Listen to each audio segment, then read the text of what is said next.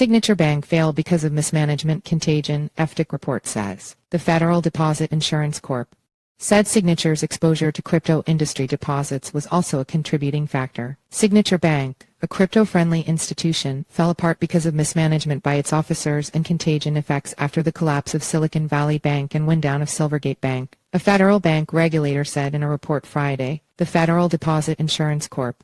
said Signature Bank relied heavily on uninsured deposits, didn't have strong liquidity risk management practices, and maintained poor risk management in general. All of that was exacerbated by a bank run spurred by the collapse of the other banks. The report said that the bank was serving the crypto industry was also cited as a major risk. Additionally, SBNY failed to understand the risk of its association with and reliance on crypto industry deposits or its vulnerability to contagion from crypto industry turmoil that occurred in late 2022 and into 2023, the FDIC said. The FDIC has been reviewing its oversight of Signature Bank since shortly after the New York Department of Financial Services seized the bank in March. Despite industry claims that Signature was shut down specifically for serving crypto customers, NIB Superintendent Adrian Harris has repeatedly said the bank had other issues. The FDIC report comes on the same day that the Federal Reserve and Government Accountability Office published the results from their own reviews of Silicon Valley Bank and Signature. Like the FDIC, the Federal Reserve attributed SVB's collapse to serial mismanagement made worse by unaccounted for risks. In SVB's case, the risks came from interest rate hikes and liquidity issues. The GAO noted that Signature had reduced its exposure to deposits from the crypto industry over the 12 months prior to its collapse. Silicon Valley Bank was affected by rising interest rates, and Signature Bank had exposure to the digital assets industry. The banks failed to adequately manage the risks from their deposits, the GAO report said. All three reports pointed to a lack of action from federal regulators as a contributing factor, saying the bank supervisors could have acted sooner to request more information or otherwise manage the banks and their risks.